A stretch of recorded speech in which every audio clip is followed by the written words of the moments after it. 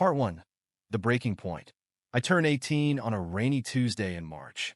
The rain pelted against the windows like tiny drumbeats, and I remember watching it from my bedroom, thinking about how this birthday felt different. There were no balloons, no cake, no dinner plans. Not that I really expected much from Stan and Joyce. Celebrations weren't their thing. Still, I clung to a small hope that maybe, just maybe, they'd surprise me. Around lunchtime, Stan called me into the kitchen. He was sitting at the table with a stack of papers in front of him. Joyce stood by the counter, her arms crossed and her lips pressed into a thin line. "Sit down," Stan said, his tone making it clear this wasn't optional. I sat, glancing nervously between them. My stomach twisted in knots. "Well," he started, tapping the papers. "You're 18 now. That means it's time for you to take responsibility for yourself." I blinked. "What do you mean?" Stan pushed the papers toward me. They were apartment listings, cheap ones in rundown parts of town. "It's time for you to move out," he said bluntly. The words hit me like a slap. Move out? Where am I supposed to go? How am I supposed to afford rent? "You'll figure it out," he said, leaning back in his chair. "You're an adult now. Adults fend for themselves." Joyce chimed in, her voice softer, but no less resolute. "We've done our part, raising you. It's time for you to stand on your own 2 feet. I stared at them, disbelief and anger bubbling up inside me. "Raising me? You mean the bare minimum of keeping a roof over my head? That's it?" Stan's jaw tightened. "Watch your tone." My throat tightened, but I refused to cry. I could see there was no room for negotiation. Their minds were made up. By the end of the month, I was gone, standing on the street with a duffel bag in one hand and the faint hope that the world wouldn't chew me up and spit me out. Part 2. Sink or swim. The day I walked out of my parents' house, the world felt both vast and suffocating. It was a strange contradiction.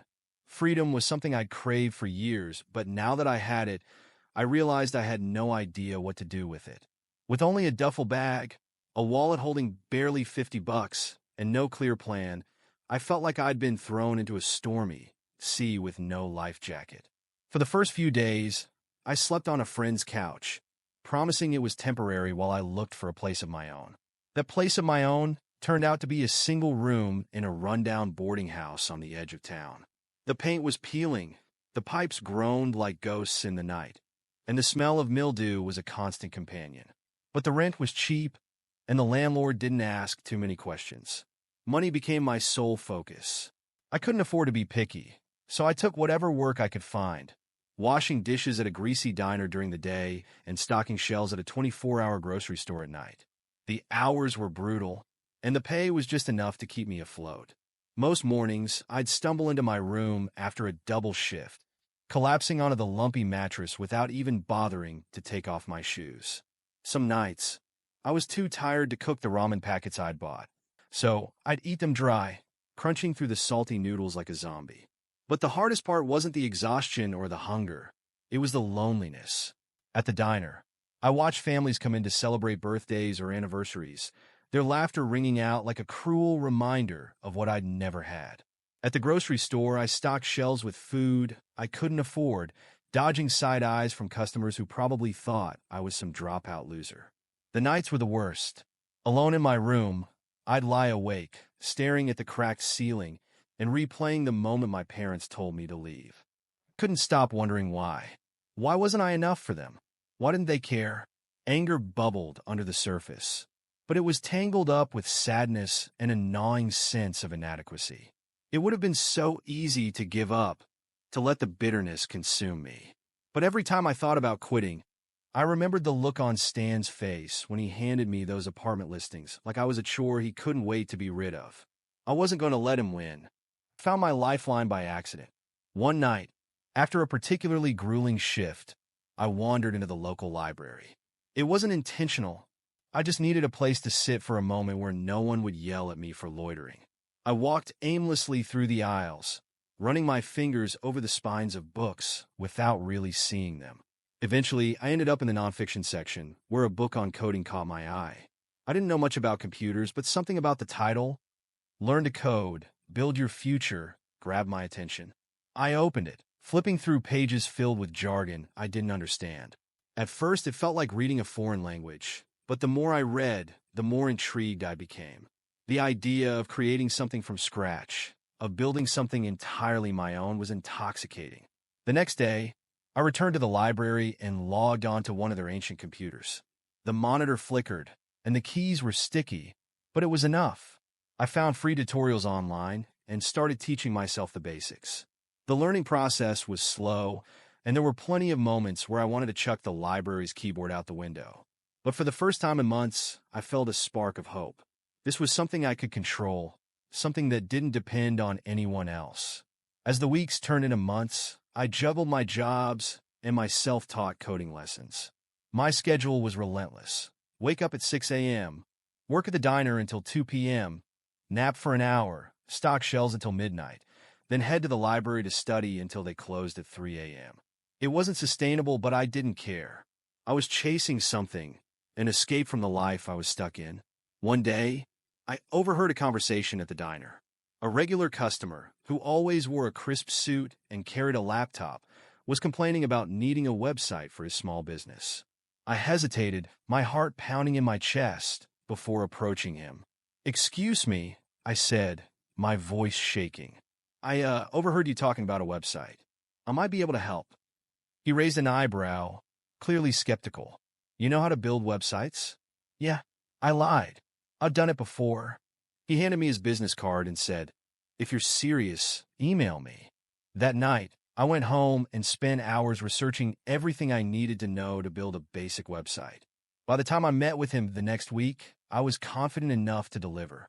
It wasn't perfect, but it worked, and he paid me $200 for the job. It was the first time I'd earned money doing something other than manual labor, and it felt like I'd unlocked a door to a new world. From there, things began to shift. I started taking on more small projects, building up a portfolio, and applying for entry-level tech jobs. It wasn't easy. Rejection was a constant companion, but I refused to give up. By the end of that year, I landed my first real job as a junior developer at a small startup. It wasn't glamorous, and the pay wasn't much better than my diner job, but it was a foot in the door. For the first time since leaving my parents' house, I felt like I was swimming instead of sinking. And I promised myself I'd never let anyone, especially Stan and Joyce, drag me under again. This expanded version adds more depth to Caleb's struggle and determination, showing the emotional weight of being on his own, while also setting up his eventual success. Let me know if you'd like other parts lengthened or adjusted. Part 3. The Rise. By the time I landed my first tech job, I was 21 and already a veteran of the grind. The startup wasn't anything fancy, just a small company operating out of a converted warehouse with secondhand furniture and a coffee pot that always seemed to be on its last legs. But to me, it felt like the gates of heaven had opened. My position as a junior developer was entry-level, but I treated it like I'd just been hired as CEO.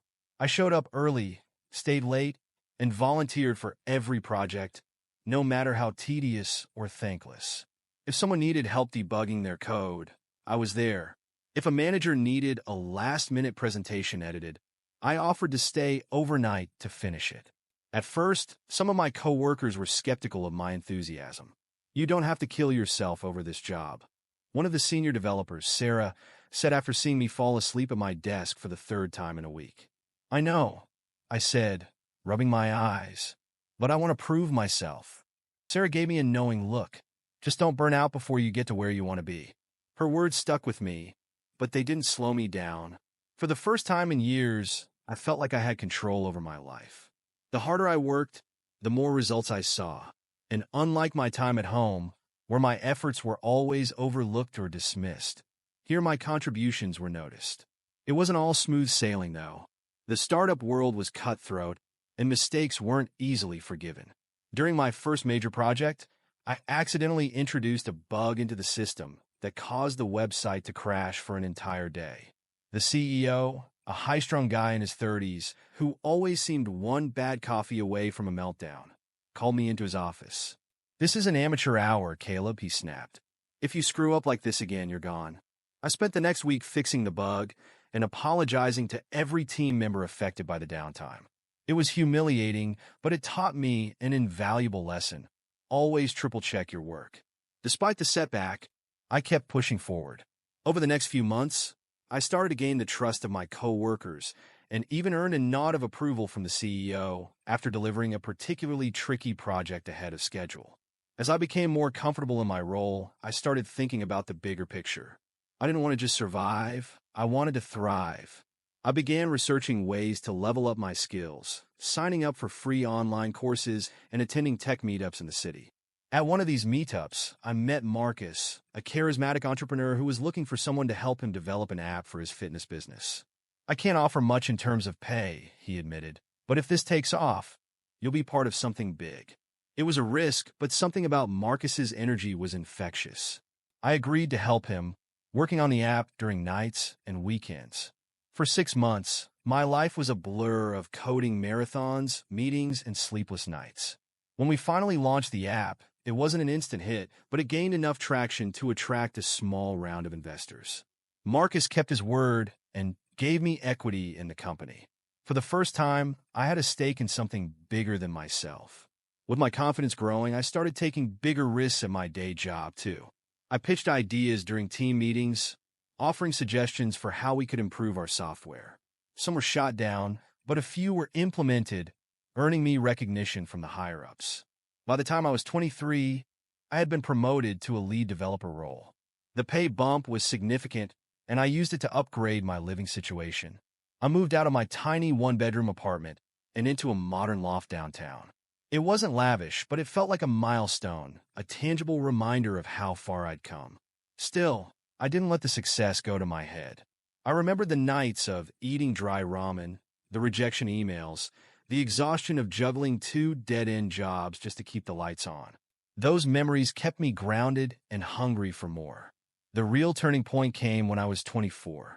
The startup where I worked was acquired by a larger tech company, and everyone on the team received a generous payout. For me, it was life-changing. The money allowed me to pay off my debts, build up savings, and even invest in a few ventures of my own. But even as I celebrated my success, a part of me couldn't fully let go of the past. I hadn't spoken to Stan or Joyce in years, but their voices still echoed in my mind. "You'll never amount to anything without us," Stan had once said during one of our many arguments. "Why should we invest in you when you'll just fail?" Joyce had added, her tone cold and dismissive. Proving them wrong had been a driving force behind everything I did. Now that I wasn't sure what to do with the anger that had fueled me for so long. At work, my colleagues started noticing my success. One day, Sarah, the senior developer who had once warned me about burning out, stopped by my desk. "You've come a long way, Caleb," she said with a smile. "It's impressive." "Thanks," I said, feeling a mix of pride and disbelief. "You should be proud of yourself," she added. "Not everyone could have done what you did." Her words hit me harder than I expected. For years, I had been so focused on survival that I hadn't taken a moment to acknowledge how far I'd come. That night, I stood on the balcony of my loft, looking out at the city lights. For the first time in years, I allowed myself to feel something other than anger or determination. I felt content. But life, as I would soon learn, had a way of dredging up the past when you least expected it. This expanded version adds more layers to Caleb's rise, exploring the professional challenges, personal growth, and lingering emotional struggles that defined his journey to success. Let me know if you'd like additional adjustments.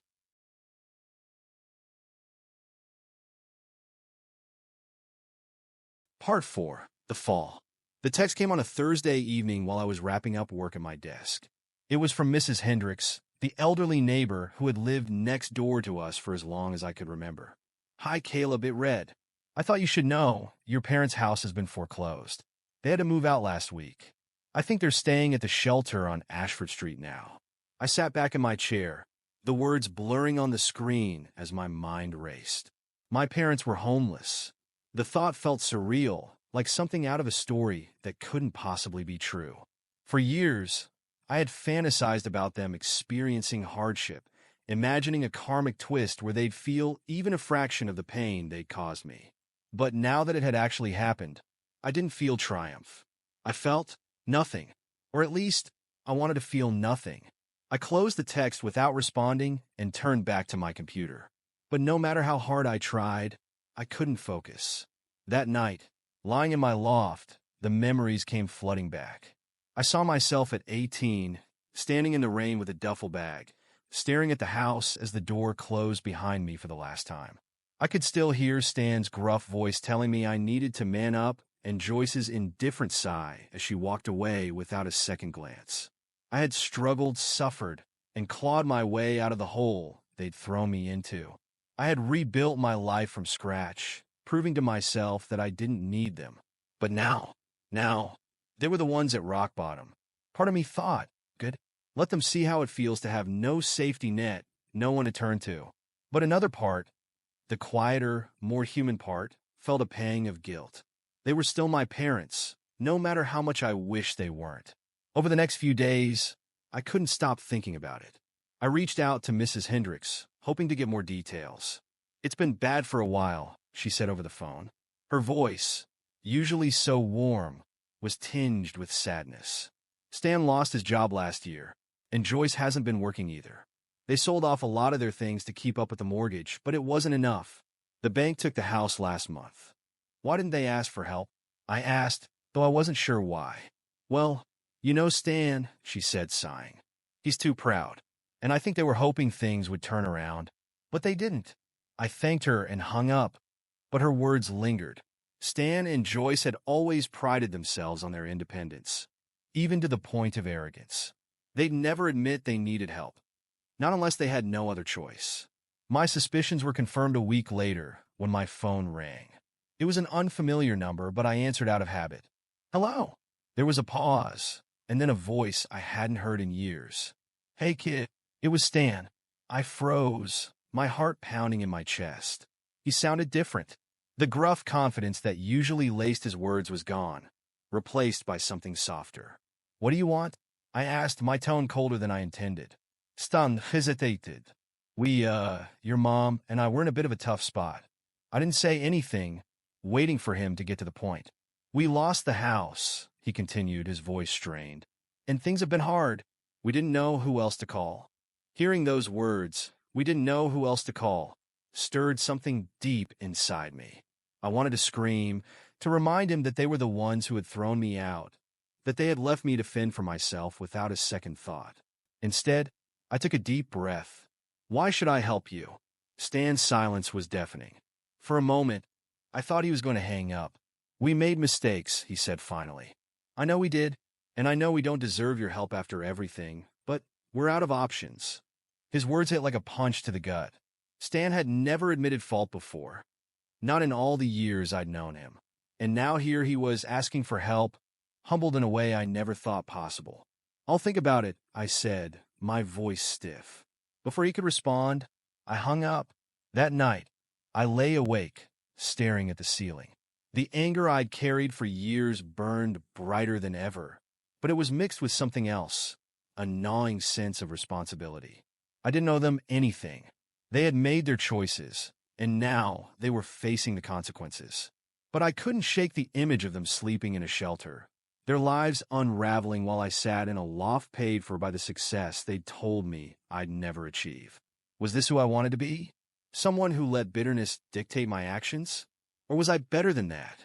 I hated that I even cared. But deep down, I knew I couldn't ignore the situation. By morning, I had made my decision. This expanded version explores Caleb's internal struggle, the history with his parents, and the emotional turmoil he feels as the tables turn. Let me know if you'd like additional changes or details added.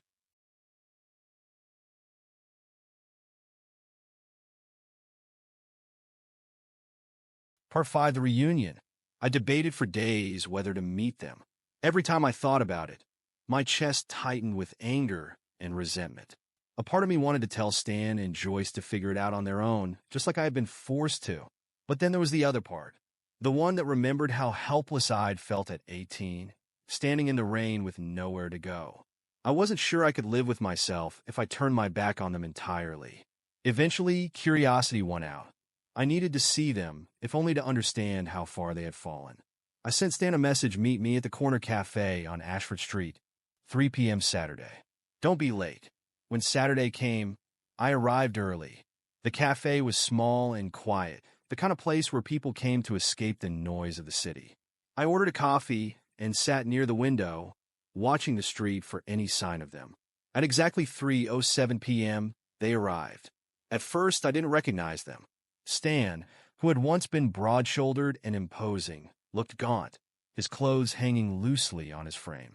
His salt and pepper hair was now more salt than pepper, and his once bright eyes were dull with exhaustion. Joyce looked even worse. Her face was etched with deep lines, her hair streaked with gray and tied back in a loose ponytail.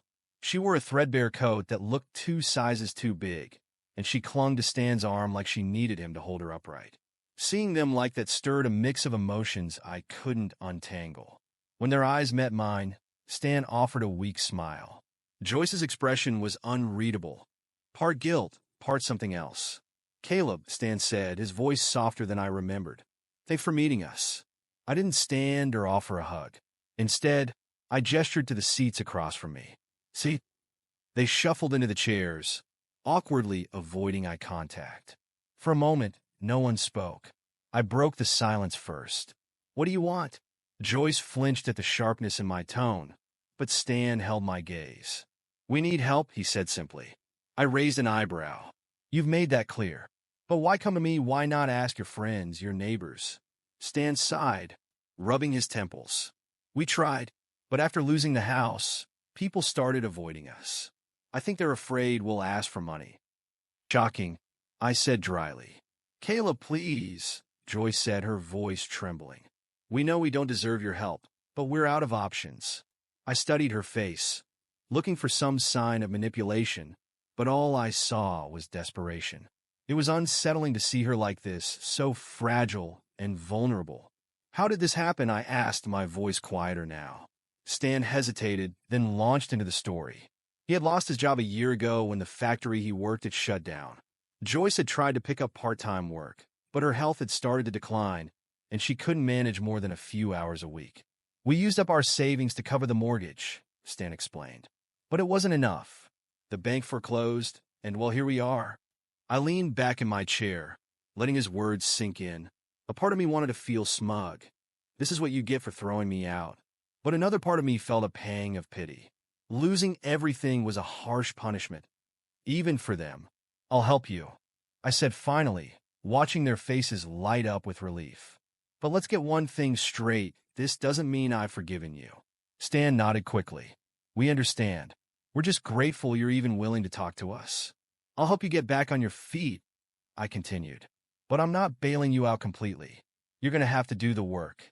Joyce's eyes filled with tears, and she reached across the table to touch my hand. "Thank you, Caleb. We'll do whatever it takes."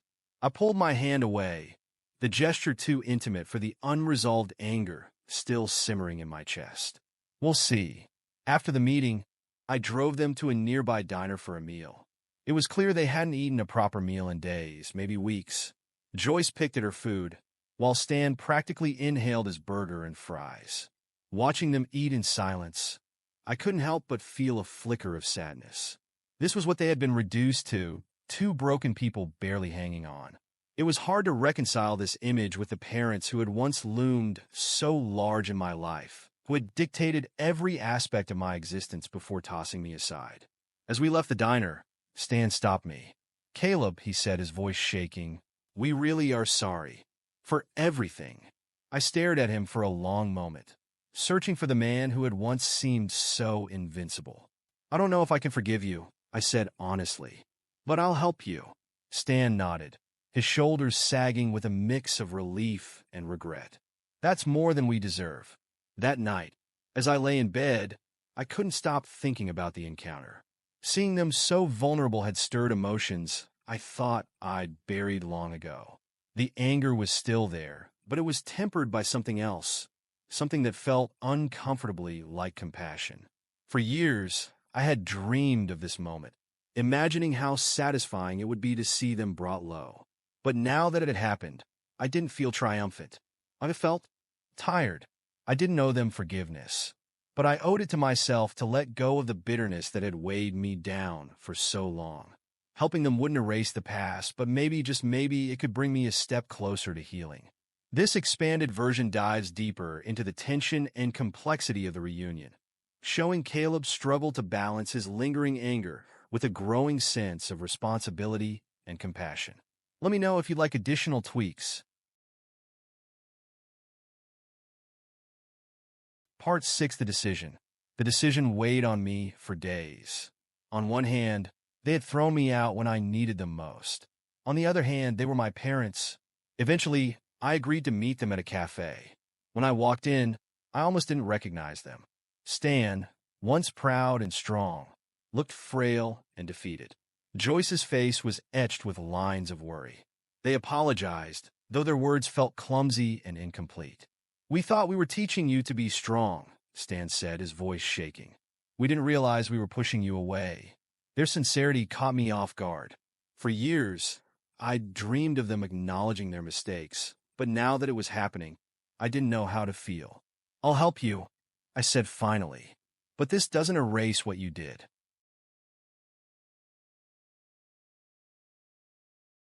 Part 7. Moving forward. I helped them get back on their feet. I found them a small apartment, paid their rent for a few months, and helped Stan get a job at a warehouse. Joyce started cleaning houses part-time. It wasn't easy, and our relationship was far from healed. But over time, the resentment softened.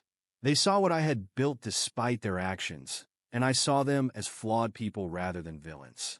One day, Stan looked at me with tears in his eyes. "You're stronger than I ever was. I'm proud of you, son." It wasn't the happy ending I'd once hoped for, but it was enough. And in helping them, I realized I had truly risen above the pain of the past.